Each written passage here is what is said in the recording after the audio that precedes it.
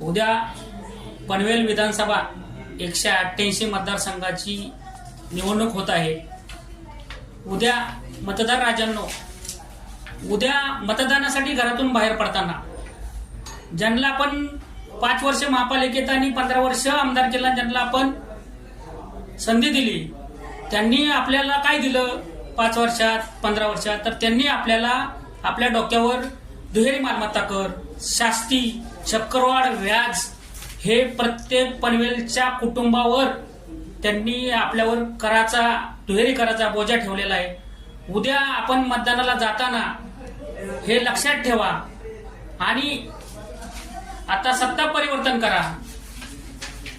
शेतकरी कामगार पक्षाचे महाविकास आघाडीचे उमेदवार बाळाराम दत्तात्रय पाटील यांची 7 नंबरला ईव्हीएम मशीनवर निशाणी आहे आणि त्यांना मतदान करून प्रचंड